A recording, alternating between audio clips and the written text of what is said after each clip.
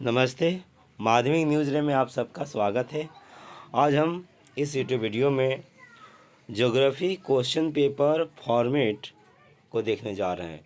याद रखिए, अगर आप माध्यमिक के विद्यार्थी हैं और परीक्षा देने वाले हैं इस वर्ष, तो ये बहुत ही ज़रूरी है आपके लिए याद रखना कि भैया प्रश्न पत्र आएगा किस रूप में, ताकि आप यह पता कर सके कि अब तक आपने जो कुछ भी याद किया है, अपने पाठों को जैसे भी पढ़ा हो, तो क्या उन पाठों को कैसे पूछा जाएगा, ये मालूम करना ज़रूरी नहीं है?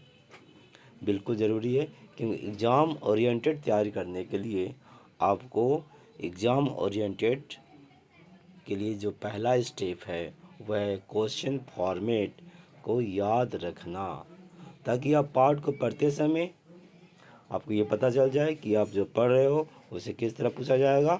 और दूसरी बात कि आप इस क्वेश्चन फॉर्मेट को अगर ध्यान से पढ़ते हैं तो आपको पता चलेगा कि अब तक आपने जो तैयारी किया है, किस तरह का तैयारी अभी तक बाकी रह गया है।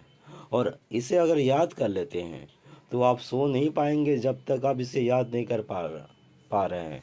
जब तक कोई छूटा हुआ अधूरा है तो फिर आप अपने गुरुजन से पूछ सकते हैं, अपने सहपाठियों से पूछ सकते हैं उनका उत्तर जो जो बाकी है। ठीक है, तो फिर हाँ, और एक बात, अगर आपको उत्तर ना मिले तो आप मुझसे भी पूछ सकते हैं कमेंट करके, मैं आपको बताने की कोशिश करूँगा। तो चलिए फॉर्मेट देखते हैं, और इसे देखना ही नहीं, याद कर लेना है। विभाग क, तो विभाग क में 14 प्रश्न दिया रहेगा और 1 नंबर वाला है। विकल्पों में से सही उत्तर चिन्हित कीजिए, ऐसा लिखा रहेगा। इसे आप याद करके प्रश्न पत्र में भी आप पाएंगे, पहले आप समझ लीजिए इसको कि विकल्प 4 विकल्प दिए रहेंगे अल्टरनेटिव, उनमें से एक सही उत्तर होगा जिसे आपको चुन लेना है और चुन कर लिखना है। तो सही उत्तर चिन्हित कीजिए, चुनना है। तो विभाग क हुआ। विभाग ख में निम्नलिखित में से या निम्नलिखित में सही कथनों के आगे टी और गलत कथनों के आगे एफ लिखिए। कोई 6 करना है, इसमें 7 दिया रहेगा, 6 आपको करना है। अगर जो दिया हुआ कथन है गलत है तो उसके आगे आप एफ लिख देंगे, मैंने उसे उतार कर या फिर नंबर देकर एफ लिख देंगे। आप अपने गुरुजन से पूछ लीजिए क्या बेहतर होगा। अगर मुझसे पूछे तो मैं कहूँगा कि पूरा उतार कर बॉक्स बनाकर एफ या टी लिख देना है। अगला है 2 का 2, सटीक शब्दों में रिक्त स्थान की पूर्ति करें।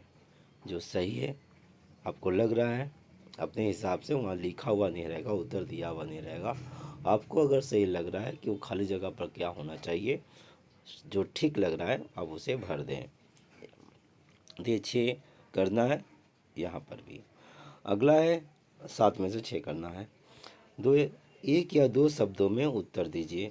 अच्छा, सटीक शब्द में रिक्त स्थान की पूर्ति करो बोला है, पूरा उतारना है और खाली जगह को पेंसिल से अंडरलाइन करके फिर वहाँ पर भर देना है, या कलम से अंडरलाइन का बेहतर होगा, पेंसिल से अंडरलाइन करेंगे और फिर वहाँ पर भर देंगे, खाली जगह को पेंसिल से देंगे। ठीक है, तो उतार कर इसमें आपको भरना है, सिर्फ आपको लिख नहीं देना है। ठीक है, 2 का 3, 1 या 2 शब्दों में उत्तर दीजिए, कोई 6। तो उत्तर को आपको वाक्यों में नहीं देना है। जैसे पूछा जाए आपका नाम क्या है, तो आपने कहा शिव, बस शिव लिखना है, मेरा नाम शिव है ऐसे नहीं कहना है। मतलब 1 या 2 शब्दों में उत्तर आप दे दीजिएगा। 6 प्रश्न का उत्तर देना है, याद रखें। हो सकता है 7 पूछा जाए, उससे ज़्यादा नहीं, 7 ही पूछा जाता है। 1 का उत्तर आपको दे देना है। 2 का 4 में बाएं स्तंभ से दाएं स्तंभ को मिलाइए। कहा गया कि बाएं स्तंभ से दाएं स्तंभ को मिलाइए, यानी बाएं स्तंभ वाला को आपको ज्यों का त्यों लिख देना है। उसके बाद दाएं स्तंभ वाले को उसके हिसाब से जो सही है उसके बाद नंबर देकर बैठा देना है।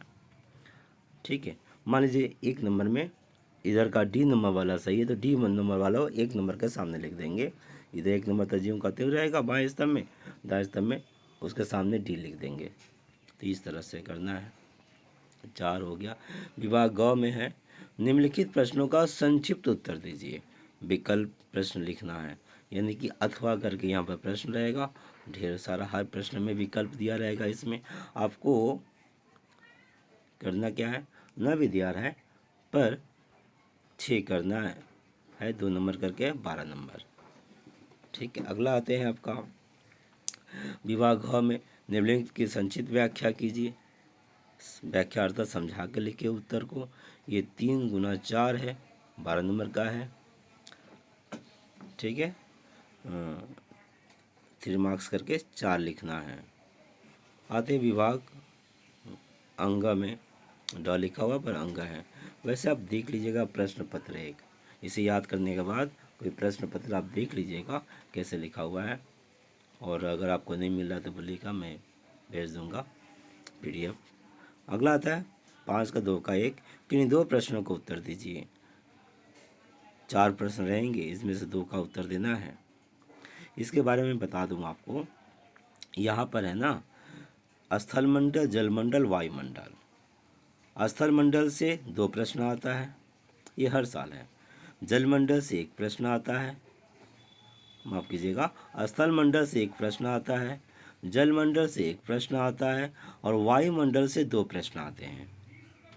स्थल मंडल से 1 प्रश्न, जलमंडल से 1 प्रश्न, वायुमंडल से 2 प्रश्न, और आपको करना 2 है। तो बेहतर होगा स्थल मंडल जलमंडल से अगर आप करते हैं तो आसान रहता है, 2 में 2, 4 में से 2 आप आसानी से कर पाइएगा। वैसे वायुमंडल से भी आप करेंगे तो 2 मिल जाएगा, जो आपको सुविधा हो, जैसा पढ़ाई हो, जैसे गुरुजन बोले आपको निर्देश करें। मेरे नज़रिया में स्थल मंडल जलमंडल से अगर आप करते हैं तो उसमें से अच्छा रहता है, 2 आराम से आ जाता है। क्योंकि वायुमंडल से जो प्रश्न बनते हैं ना, तो कहाँ किससे जोड़ कर दे देंगे सर, और कहा नहीं जा सकता। हो सकता है 2 नंबर वाला अब आ रहा है, 3 नंबर आपका नहीं है, 3 मार्क्स वाला नहीं आ रहा है, ऐसे।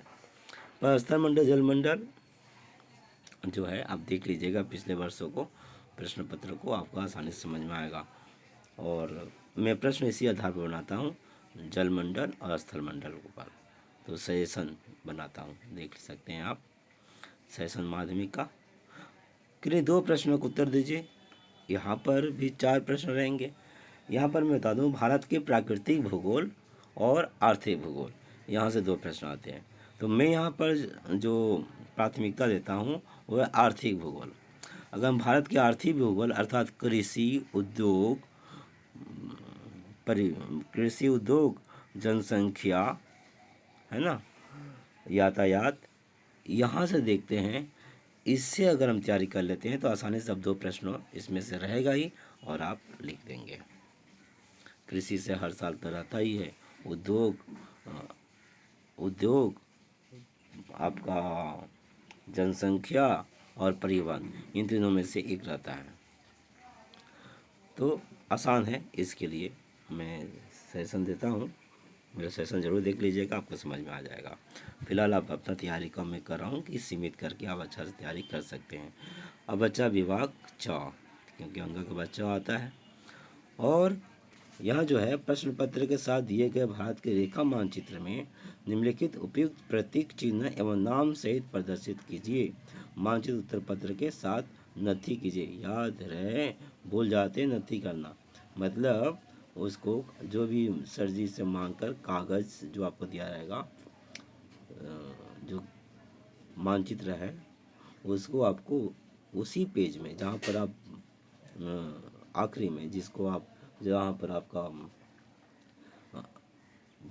विभाग जो आ रहा है, तो वहीं पर आपको भर देना है, रख कर छेदा में कलम घुसा कर छेदा कर कर, छेदा नहीं तो बांध देना है सूता से, धागा मांग लीजिएगा।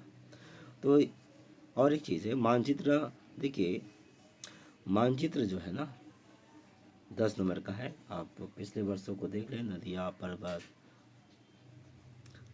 एक औद्योगिक अंचल, कृषि अंचल, बंदरगाह, प्रमुख नगर, तो आर्थिक भूगोल साधक को मैं कहूँ, आर्थिक भूगोल और प्राकृतिक भूगोल, इससे ही आपका मैप में पूछा जाता है। जलमंडल, स्थलमंडल, वायुमंडल से मैप में नहीं पूछा जाता है। ये जो भी पूछा जाता है प्राकृतिक भूगोल और आर्थिक भूगोल से। ठीक है, तो आप कर लेंगे। उम्मीद है। तो देखिए, अगर आप ये प्रश्न पत्रों ने देखा तो आपको क्या पता चला, बहुत सारी बातें पता चला, कैसे पढ़ाई करना, क्या क्या आपको उत्तर में बताया, कहाँ कहाँ से कैसे कैसे। ये अब आप अपने अपने क्षमता अनुसार, अपने अपने समय के अनुसार, जिनके पास जितना समय हो रहा है, जैसे हो रहा है, वो आप तैयारी कर सकते हैं। पर भूगोल में आप मनचाहा मार्क्स हासिल कर सके और कर पाएंगे अगर आप इसे याद कर लेते हैं और इसके हिसाब से आप तैयारी करते हैं। मेरी तरफ से शुभेच्छा है। और कोई भी प्रश्न का उत्तर चाहे तो आप कमेंट करके बता सकते हैं। ये वीडियो आपको कैसे लगा ये आप भी लाइक कमेंट करके बताइएगा, हो सके तो लाइक कर दीजिएगा। और मैं इसका इस फॉर्मेट को आपको देख देख के मैं लिखने में दिक्कत ना हो तो मैं वेबसाइट में डाल दूँगा मालवीय नजरे में, आप वहाँ से इसे देख कर लिख सकते हैं। ठीक है, या स्क्रीनशॉट भी ले सकते हैं। धन्यवाद।